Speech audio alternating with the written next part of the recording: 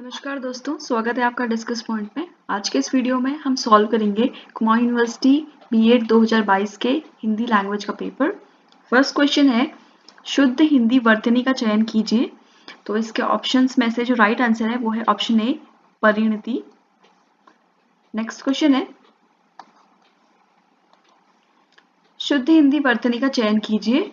इसमें भी आपको शुद्ध वर्तनी का चयन करना है। इसके ऑप्शंस देखिए। इसमें जो उज्ज्वल कैसे लिखते हैं, इसका राइट आंसर है ऑप्शन सी। इसमें उज्ज्वल को ऐसे लिखते हैं उ, आधा ज, फिर पूरा ज, व, ल। तो इसका राइट आंसर क्या है? ऑप्शन सी है। अगला क्वेश्चन है, दयानंद में प्रयुक्त संधि का नाम बताइए। तो देखिए दोस्तों, दयानंद का अगर आप संधि विच्छेद करते हैं तो ये होता है दया प्लस आनंद। तो देखिए, इसके लास्ट में, दया के लास्ट में आ आता है और इसके स्टार्टिंग में भी आ रहा है। तो जब क्या होता है कि आ और आ मिलके दोबारा आ की ही वो दे रहे होते हैं, तो इसको हम बोलते हैं दीर्घ संधि। या फिर अगर ओ और आ मिलेंगे तो भी क्या है, बड़ा वाला वर्ण ही बनेगा, ठीक है, आ बनेगा। तो ऐसी संधि जब यहाँ पे होती है उसको हम क्या बोलते हैं? दीर्घ संधि। तो इसका राइट आंसर क्या है? ऑप्शन सी। नेक्स्ट क्वेश्चन है, तमोगुण में प्रयुक्त संधि का नाम बताइए। तमोगुण में आपको संधि बतानी है, तो उसका फिर से हमें संधि विच्छेद करना पड़ेगा। तो इसका संधि विच्छेद होता है तमोह प्लस गुण। तो इसमें क्या है, पहला जो शब्द है उसमें विसर्ग आ रहा है। तो ऐसा जहां पे भी होता है वहां पे विसर्ग संधि होती है, इसलिए तमोगुण में कौन सी संधि है? विसर्ग संधि है। ऑप्शन बी इसका करेक्ट आंसर है। नेक्स्ट क्वेश्चन है, यथासंभव में प्रयुक्त समास का नाम बताइए। तो इसमें यथासंभव में आपको समास का नाम बताना है। तो इसमें देखिए, जो संभव एक शब्द है और यथा जो ये वर्ड है, ये क्या है? एक अव्यय है, ठीक है। तो इसमें कौन सा समास हो जाएगा? अव्ययी भाव समास हो जाएगा। अगला क्वेश्चन है, मंदबुद्धि शब्द में प्रयुक्त समास का नाम बताइए। इसमें आपको समास बताना है, तो इसको भी हम थोड़ा सा विच्छेद कर लेते हैं। इसको हम ऐसे लिख सकते हैं, मंद प्लस बुद्धि, ठीक है। इस शब्द को हम ऐसे लिख सकते हैं, ठीक है। द्वंद्व समास इसमें नहीं हो सकता, क्योंकि क्या है, ये दोनों पद क्या है? समान नहीं है, तो इसमें द्वंद्व समास तो नहीं होगा। अव्यय भाव भी इसमें नहीं होगा। इसका जो राइट आंसर है वो है कर्मधारय समास, ठीक है, जो कि ऑप्शंस में नहीं दिया गया है। तो इसका राइट आंसर है कर्मधारय समास। अगला क्वेश्चन है, अवतीर्ण में कौन सा उपसर्ग है? उपसर्ग क्या होता है? जो आप किसी शब्द के पहले लगाते हो। तो इसमें उपसर्ग क्या हो जाएगा? अब हो जाएगा। अवतीर्ण में उपसर्ग अब हो जाएगा। तो ऑप्शन बी इसका राइट आंसर है। नेक्स्ट क्वेश्चन है, खटखटाना शब्द में कौन सी क्रिया है? तो देखो, इसमें जो आंसर है वो है अनुकरणात्मक क्रिया। इसका ऑप्शन सी राइट आंसर है। अनुकरणात्मक क्रिया क्या होती है? जैसे कि आपने किसी भी ध्वनि की वजह से अगर कोई आपने क्रिया बना दी है, जैसे आप दरवाजा खटखटाते हैं तो खटखटाने की आवाज आती है, तो खटखटाने का आपने क्या एक क्रिया बना दिया? खटखटाना, खटखट की आवाज से आपने क्रिया बना दी, खटखटाना। तो ऐसी जो क्रिया होती है उन्हें हम बोलते हैं अनुकरणात्मक क्रिया, ठीक है। तो इसका ऑप्शन सी राइट आंसर है। नेक्स्ट क्वेश्चन है, निम्नलिखित में कौन सा चिन्ह योजक है? योजक चिन्ह पूछ रहा है, तो इसका ऑप्शन सी क्या है? राइट आंसर है। योजक चिन्ह को हम डैश की तरह लगाते हैं। नेक्स्ट क्वेश्चन है, हर्ष, शोक, घृणा, आश्चर्य आदि भावों को अभिव्यक्त करने वाले शब्दों और वाक्यों में कौन सा चिन्ह लगाया जाता है? तो हर्ष, घृणा, आश्चर्य, इन शब्दों को के भावों को अभिव्यक्त करने के लिए हम विस्मयादि बोधक चिन्ह का जो है प्रयोग करते हैं। तो इसका राइट आंसर क्या है? Option B. अगला क्वेश्चन है, चूड़ियां पहनना मुहावरे का अर्थ है। तो चूड़ियां पहनना मुहावरे का अर्थ क्या होता है? तो सबको ही पता है, कायर होना होता है। तो ऑप्शन ए क्या है? इसका राइट आंसर हो गया। अगला क्वेश्चन देखते हैं। अगला क्वेश्चन है, ठन ठन गोपाल मुहावरे का अर्थ क्या है? ठन ठन गोपाल मुहावरे का अर्थ होता है कि जेब में बिल्कुल भी पैसा ना होना, ठीक है। तो इसका राइट आंसर क्या हो जाएगा? ऑप्शन सी, जेब खाली होना, ठीक है। अगला क्वेश्चन देखते हैं, काम काज में कोरा होने का अर्थ क्या है? तो इसका काम काज में कोरा होना मतलब क्या है? काम ना जानना, ठीक है। तो ऑप्शन डी क्या है? इसका राइट आंसर है। अगला क्वेश्चन है, वाक्य के शुद्ध भाग का चयन कीजिए। अब इसमें एक वाक्य है, छात्रों ने मुख्य अतिथि को एक फूलों की माला पहनाई, या कोई त्रुटि नहीं। तो इसमें देखिए, ये पूरा एक सेंटेंस है। ए बी सी जो ऑप्शन है, छात्रों ने मुख्य अतिथि को एक फूलों की माला पहनाई। ठीक है, ये पूरा एक सेंटेंस है, आपको बताना है कि किस पार्ट में जो है आपकी गलती है, या फिर ऑप्शन डी है कि कोई भी गलती नहीं है। तो देखिए छात्रों ने तो बिल्कुल सही है, इसमें कोई गलती नहीं है। मुख्य अतिथि को में भी कोई गलती नहीं है, ये भी सही है। फिर ऑप्शन सी क्या है, एक फूलों की माला पहनाई। एक फूल की माला नहीं पहनाते हैं, फूलों की एक माला पहनाते हैं। ठीक है, तो इसका राइट, तो इसमें जो ऑप्शन गलत है वो क्या है, ऑप्शन सी है। तो ऑप्शन सी क्या होगा आपका, इसमें राइट आंसर हो जाएगा। अगला क्वेश्चन की तरफ बढ़ते हैं। शुद्ध वाक्य के अशुद्ध भाग का चयन कीजिए। इसमें भी आपको अशुद्ध भाग का चयन करना है। सेंटेंस है, नौजवान युवक को दहेज प्रथा का विरोध करना चाहिए। तो देखिए जो इसका ऑप्शन ए है, नौजवान युवकों को, तो या तो फिर नौजवान ही लिखना चाहिए था या फिर युवक ही लिखना चाहिए था, दोनों एक ही चीज बता रहे हैं। तो इसलिए क्या है, इस पार्ट में क्या है, गलती है, तो इसका ऑप्शन क्या हो जाएगा, ऑप्शन ए करेक्ट हो जाएगा। अगला क्वेश्चन है, निम्नलिखित में से वाक्य के शुद्ध रूप का चयन कीजिए। यहाँ पे आपको एक वाक्य दिया हुआ है, इसको अलग अलग तरीके से लिख के दिखाया है, आपको इनमें से सबसे जो सही है वो आपको इसमें चूज करना है। पहला सेंटेंस है, कृपया आज वेतन देने की कृपा करें। इस सेंटेंस में क्या है, एक बार कृपया लगा दिया इन्होंने, फिर से कृपा लगाया है, तो इसलिए ये सेंटेंस क्या है, गलत है। अगला सेंटेंस देखते हैं, आज वेतन देने की कृपा करें। ये सही सेंटेंस है, क्योंकि इसमें क्या है, कृपा जो है एक बार ही लिखा हुआ है। अगला सेंटेंस देखते हैं, वेतन कृपया आज देने की कृपा करें। फिर से सेंटेंस क्या है, कृपया और कृपा दो बार आ चुका है सेंटेंस में, तो ये ऑप्शन भी गलत है। अगला ऑप्शन क्या है, आज का कृपया वेतन देने की कृपा करें। अगेन इसमें भी इन्होंने क्या है, बार बार वही गलती करी है, तो इसका राइट आंसर क्या है, ऑप्शन बी इसका सही आंसर है, आज वेतन देने की कृपा करें। अगला क्वेश्चन है अगला क्वेश्चन है अगला क्वेश्चन है, वाक्य में रिक्त स्थान की पूर्ति कीजिए। परिश्रमी व्यक्ति को ही डैश मिलती है। तो परिश्रमी व्यक्ति को क्या मिलती है, सफलता, निंदा, उपहास, शिकायत। तो परिश्रमी व्यक्ति को हमेशा क्या मिलती है, सफलता मिलती है। तो इसका ऑप्शन ए सही आंसर हो गया। ठीक है, अगला क्वेश्चन की तरफ चलते हैं। रिक्त स्थान की पूर्ति कीजिए। संविधान में हिंदी को डैश कहा गया है। ये क्वेश्चन क्या है, ये बहुत इंपॉर्टेंट क्वेश्चन है और बहुत बार आ भी चुका है। तो इसका ऑप्शन आंसर, इसके ऑप्शंस देखते हैं पहले हम। आर्य भाषा, राष्ट्रभाषा, संपर्क भाषा या फिर राजभाषा। तो आप जैसे इसका ऑप्शन ए तो आप बिल्कुल कट कर देंगे, ऑप्शन बी देखेंगे राष्ट्रभाषा, और आप बहुत ज्यादा चांसेस है कि आप राष्ट्रभाषा में टिक लगा के आ जाएं, पर राष्ट्रभाषा बिल्कुल भी सही आंसर नहीं है इसका। इसका जो राइट आंसर है वो है राजभाषा, और ये बहुत इंपॉर्टेंट क्वेश्चन है। ठीक है, अगले क्वेश्चन की तरफ चलते हैं। रिक्त स्थान की पूर्ति कीजिए, हमें भारतीय होने पर क्या है, गर्व है। तो ऑप्शन ए क्या है, इसका राइट आंसर हो जाएगा। और ऑप्शन क्या है, अहंकार है, उत्साह है, इच्छा है, नहीं हमें गर्व है। तो ऑप्शन ए इसका राइट आंसर है। अगला क्वेश्चन है, जिसकी कल्पना ना की जा सके उसे क्या कहा जाएगा। जिसकी कल्पना ना की जाए तो उसको बोल देंगे अकल्पनीय। तो ऑप्शन सी क्या है, इसका राइट आंसर है। इसके और ऑप्शंस क्या है, अकथनीय, अवर्णनीय, अदर्शनीय। अकथनीय मतलब जिसे कहा ना जा सके, अवर्णनीय मतलब जिसका वर्णन ना किया जा सके, अदर्शनीय मतलब जिसके दर्शन ना किए जा सके, पर जिसकी कल्पना ना की जा सके उसे हम क्या बोलेंगे, अकल्पनीय। तो ऑप्शन सी क्या है, इसका राइट आंसर हो जाएगा।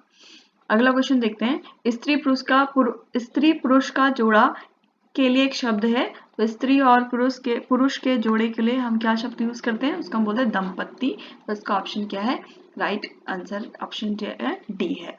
अगला क्वेश्चन है, निम्नलिखित शब्दों में से यण संधि वाले शब्द का चयन कीजिए। यण संधि वाले शब्द का चयन कीजिए। ठीक है, तो इसमें पहला शब्द जो है वो इत्यादि है, इसका हम क्या करते हैं, संधि विच्छेद करते हैं। तो इसके हो जाएगा इति प्लस आदि। ठीक है, तो इसमें लास्ट वो क्या है, ई है, और प्लस इसमें क्या है, आ है। ठीक है, तो जब ई और आ, ई के साथ कोई दूसरा स्वर आता है तो उसमें हमें जो ध्वनि आती है वो यौ की आती है। ठीक है, तो इसमें क्या है, इति प्लस आदि। तो ये इति प्लस आदि मिलके क्या बन गया, इत यौ की वो आ गई यादि। तो ये क्या है, ऐसी जो संधि होती है उसे हम क्या बोलते हैं, यण संधि बोलते हैं। इसको आप ऐसे भी याद कर सकते हैं, जब ई जो है किसी स्वर के साथ मिलके जब यौ की वो देता है तो यण संधि होती है। ठीक है, तो इसका ऑप्शन क्या हो गया, ए क्या होगा, राइट आंसर हो गया। अगला क्वेश्चन है, हिंदी किस लिपि में लिखी जाती है? तो ये तो बहुत इजी क्वेश्चन है।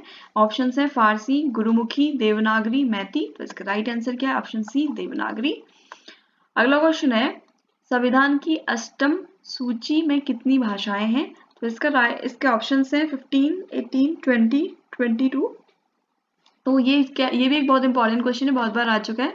इसको अब याद रखिएगा कि संविधान की अष्टम सूची में 22 भाषाएं हैं। अगला क्वेश्चन देखते हैं, वो है सही वर्तनी वाले शब्द को चुनिए। तो इसकी जो सही वर्तनी वो ये है, तो ऑप्शन बी क्या है इसका राइट आंसर है। अगला क्वेश्चन है वह सोता है मैं सोता, यानी सोना कौन सी क्रिया है? तो सोना जो है अकर्मक क्रिया है, ठीक है, जिसमें क्या होता है कर्म का अभाव होता है, उसे अकर्मक क्रिया कहते हैं। तो ऑप्शन ए क्या है इसका राइट आंसर है। अगला क्वेश्चन है इनमें से कौन सा वाक्य सही है? तो ये आपको एक वाक्य की बहुत सारे अलग अलग फॉर्म्स दी हुई है, आपको बताना है कि इनमें से सही कौन सा है। चलिए पढ़ते हैं। पहला है चाकू से बंदर को काटकर सेब खिला दो। तो चाकू से किसको काटो? बंदर को काटो बोल रहा है, बंदर को काटकर, ठीक है। तो ये क्या है? गलत हो गया, बंदर को थोड़ा ना काटना है, सेब को काटना है। अगला ऑप्शन क्या है? चाकू से सेब को काटकर बंदर को खिला दो। हाँ बिल्कुल सही है, ये सेब को काटना है और बंदर को क्या करना है? खिलाना है। तो ये क्या है? सही है। अगला ऑप्शन क्या है? चाकू से काटकर बंदर, चाकू से बंदर को तो काटना ही नहीं है, तो गलत हो गया। फिर क्या? चाकू से बंदर और सेब को काटकर, चाकू से बंदर और सेब दोनों को बिल्कुल भी नहीं काटना है। तो ऑप्शन क्या है? बी इसका राइट आंसर है, चाकू से सेब को काटकर बंदर को खिला दो। तो ऑप्शन बी राइट आंसर हो गया। अगला क्वेश्चन देखते हैं, इनमें से कौन सा निपात है? निपात का मतलब क्या होता है? ऐसे शब्द जो हम अपने लैंग्वेज में, अपने सेंटेंस में जो है जोड़ डालने के लिए डालते हैं। तो ऑप्शन है क्या, ही, क्यों, कैसा। तो इसका राइट आंसर क्या है? ऑप्शन बी ही जो शब्द है हम जोड़ डालने के लिए यूज करते हैं, इसलिए हम इसका राइट आंसर क्या है? बी है। अगला क्वेश्चन है अंधे की लाठी मुहावरे का अर्थ है, अंधे की लाठी मुहावरे का अर्थ होता है सहारा, ठीक है। तो इसका राइट आंसर क्या है? ऑप्शंस क्या है? पहले ऑप्शंस देखते हैं। अंधे को लाठी देना, नहीं बिल्कुल भी नहीं। अंधे से लाठी लेना, बिल्कुल भी नहीं। लाठी से इसका कोई मतलब नहीं है, क्योंकि मुहावरा है तो इसका कुछ और ही मतलब होता है। तो वो क्या होता है? एकमात्र सहारा। ऑप्शन सी सही है। ऑप्शन डी क्या? लाठी का एक नाम, ये तो बिल्कुल भी गलत है। तो ऑप्शन सी क्या राइट आंसर? अंधे की लाठी का मतलब होता है एकमात्र सहारा होना। अगला क्वेश्चन है उपकार को मानने वाला कौन के लिए एक शब्द आपको बताना है। ऑप्शन है कृतज्ञ, कृतज्ञ, परोपकारी, उपकारी। तो इसका राइट आंसर है कृतज्ञ, ठीक है। जो उपकार को मानता है वो कृतज्ञ होता है, और जो उपकार को नहीं मानता है वो क्या होता है? कृतज्ञ होता है, ठीक है। तो ऑप्शन बी क्या इसका राइट आंसर है। अगला क्वेश्चन है चंद्रहास किसका पर्यायवाची है? चंद्रहास का मतलब क्या होता है? तलवार होता है। ऑप्शंस क्या है? तीर, धनुष, बाण, तलवार। तो ऑप्शन डी क्या है इसका राइट आंसर? तलवार। अगले क्वेश्चन की तरफ बढ़ते हैं। अगला क्वेश्चन है व्याकरण के अनुसार मोहन बड़ा परिश्रमी है, ठीक है। ये एक सेंटेंस है, पूछ रहा है इस वाक्य में ये जो शब्द है बड़ा, ये जो शब्द है बड़ा, इसे क्या है? ये क्या है? विशेषण है, सर्वनाम है, प्रविशेषण है, अव्यय है। क्योंकि देखिए सेंटेंस में जो मोहन है, मोहन क्या है? वो उसकी विशेषता क्या है? उसकी विशेषता ये है कि वो परिश्रमी है, ठीक है। और बड़ा परिश्रमी, बहुत परिश्रमी, मतलब ये क्या हो गया? इसका विशेषण की भी विशेषता हो गई, मतलब कितना परिश्रमी? बहुत परिश्रमी। तो इसका हम क्या बोलते हैं? प्रविशेषण, ठीक है। तो इसका ऑप्शन क्या हो जाएगा? सी राइट आंसर हो जाएगा। अगला क्वेश्चन है 11 वर्ष का समय कहानी के लेखक कौन है? ऑप्शन है प्रेमचंद, भगवती चरण वर्मा, अमरकांत, रामचंद्र शुक्ल। तो इसका राइट आंसर क्या है? Option D Ramchandra Shukla. अगला क्वेश्चन है होरी किस उपन्यास का पात्र है? तो ऑप्शन है मानस का हंस, गोदान, गबन, सेवा सदन। तो इसका राइट आंसर क्या है? गोदान। अगला क्वेश्चन है इनमें से कौन सा अष्टछाप के कवि हैं? ऑप्शन है कृष्णदास, तुलसीदास, केशवदास, मतीराम। तो इसका राइट आंसर क्या है? कृष्णदास जो है अष्टछाप के कवि हैं। अगला क्वेश्चन है दुख ही जीवन की कथा रही, क्या कहूँ आज जो नहीं कहो। तो पूछ रहा है ये जो पंक्ति है ये किसकी रचना है? ऑप्शन है महादेवी वर्मा, सुमित्रानंदन पंत, सूर्यकांत त्रिपाठी निराला या जयशंकर प्रसाद। तो इसका जो राइट आंसर है वो है सूर्यकांत त्रिपाठी निराला। अगला क्वेश्चन है उर्वशी की रचना किसने करी है? ऑप्शन है राम नरेश त्रिपाठी, रामधारी सिंह दिनकर, नागार्जुन, भवानी प्रसाद मिश्र। तो इसका राइट आंसर क्या है? Option B, Ramdhari Singh Dinkar. ठीक है, अगला क्वेश्चन है, सर्कस उपन्यास के लेखक कौन है? उदय प्रकाश, राजेंद्र यादव, संजीव, या फिर नरेंद्र कोहली। तो इसका राइट आंसर क्या है? Option C, Sanjeev. ओके, अगला क्वेश्चन है, छायावाद का समय कब से कब तक था? ठीक है, तो ऑप्शन है 1918 से 1935 तक, 1920 से 1936 तक, 1936 से 1940 तक, या फिर 1900 से 1920 तक। इसका राइट आंसर क्या है? 1920 से 1936 तक। ऑप्शन बी राइट आंसर है। अगला क्वेश्चन है, संसद से सड़क तक पुस्तक के रचनाकार कौन है? सुदामा पांडे धूमिल, केदारनाथ सिंह, रघुवीर सहाय, गजानन माधव, मुक्तिबोध। तो इसका जो राइट आंसर है वो है सुदामा पांडे धूमिल। अगला क्वेश्चन है, रामचरितमानस किसकी रचना? ये तो बहुत इजी क्वेश्चन है, तो इसका तो आंसर सबको ही पता है, तुलसीदास। ऑप्शन देखते हैं, सूरदास, कबीरदास, केशवदास, तुलसीदास। ऑप्शन डी है राइट आंसर हो गया। अगला क्वेश्चन है, प्रेम सागर किसकी रचना है? ऑप्शन हैं सदल मिश्र, लल्लूलाल, सूरदास, मीराबाई। तो ऑप्शन क्या है इसका right answer? Option B, Lallulal. अगला क्वेश्चन है, परि उपसर्ग से बनने वाले शब्द का चयन कीजिए। ऑप्शन है प्रतिवादी, प्रसिद्ध, परिक्रमा, पराजय। तो इसका राइट आंसर क्या हो जाएगा? परिक्रमा। इसमें जो है आप देख सकते हैं कि परि उपसर्ग का जो है प्रयोग किया जा रहा है, तो ऑप्शन सी राइट आंसर है। अगला क्वेश्चन है, कृषि शब्द में कौन सा प्रत्यय है? तो कृषि शब्द में जो प्रत्यय है वो है ई, तो इसका राइट आंसर क्या हो जाएगा? Option A. अगला क्वेश्चन है, त प्रत्यय से बनने वाले शब्द का चयन कीजिए। जिसमें लास्ट में त आ रहा है वो शब्द आपको ढूंढना है। नेता नहीं है, पाठक नहीं है, मृत हाँ है, ज्ञातव्य बिल्कुल भी नहीं है। तो ऑप्शन सी क्या है इसका राइट आंसर हो गया। अगला क्वेश्चन है, हिंदी भाषा में कारक चिन्हों की संख्या बताइए। 10, 9, 8, 7। तो कितने कारक होते हैं? 8 कारक होते हैं। ऑप्शन सी क्या है इसका राइट आंसर हो गया। कौन कौन से कारक होते हैं? 8, कर्ता, कर्म, करण, संबंध, आपादान, ठीक है, और कौन से होते हैं? अधिकरण, और एक और होता है संबोधन। ठीक है, तो ये कितने हो गए? 1, 2, 3, 4, 5, 6, 7। एक इसमें मिस हो रहा है जो कि है संप्रदान। ठीक है, संप्रदान जो है मिस हो रहा है। ठीक है, तो कौन कौन से हो गए? कर्ता, कर्म, करण, संबंध, आपादान, अधिकरण, संबोधन, संप्रदान। तो ऑप्शन सी क्या है इसका करेक्ट आंसर हो गया 8। उसके बाद अगला क्वेश्चन पे चलते हैं। अगला क्वेश्चन है, क्रिया का आधार सूचित करने के लिए किस कारक का प्रयोग किया जाता है? तो इसका राइट आंसर क्या है? अधिकरण कारक। वो कैसे है? क्योंकि आपको पता है कि अधिकरण जैसे कर्ता ने कर्म को करण से ऐसे होता है ना, तो अधिकरण मैं पर होता है। मतलब कोई चीज किसी, जैसे हम कहेंगे पुस्तक जो है, अगर एक सेंटेंस अगर ऐसे हम देखते हैं जो है, हम कहेंगे पुस्तक मेज पर रखी है। ठीक है, अगर हम कहेंगे पुस्तक मेज पर रखी है, तो इसमें क्या है? ये जो पर है ये क्या है? मेज जो है पुस्तक का क्या है? आधार है। ठीक है, इसके ऊपर रखी हुई है, तो ये कौन सा कारक हो गया? अधिकरण कारक हो गया। तो ऐसे ही क्वेश्चन पूछा जाएगा, क्रिया का आधार सूचित करने वाले शब्द को हम क्या बोलते हैं? तो ये क्या हो जाएगा? अधिकरण कारक बोलते हैं। ठीक है, तो इसका ऑप्शन डी क्या है? राइट आंसर हो गया। अगला क्वेश्चन है, अर्थ की दृष्टि से सर्वनाम के कितने भेद होते हैं? 5, 6, 7, 8। तो अर्थ की दृष्टि से इसके 8 भेद होते हैं। कौन कौन से? यहाँ पे लिखे हुए भी हैं, निश्चयवाचक, अनिश्चयवाचक, पुरुषवाचक, प्रश्नवाचक, संबंधवाचक और निजवाचक। तो ये क्या हो गए? 8 जो है आपके वो हो गए। 1, 2, 3, 4, 5, 6, सॉरी 6 हैं, 8 नहीं। 8 कारक होते हैं और 6 जो है वो सर्वनाम होते हैं। तो इसका जो राइट आंसर है ऑप्शन बी है।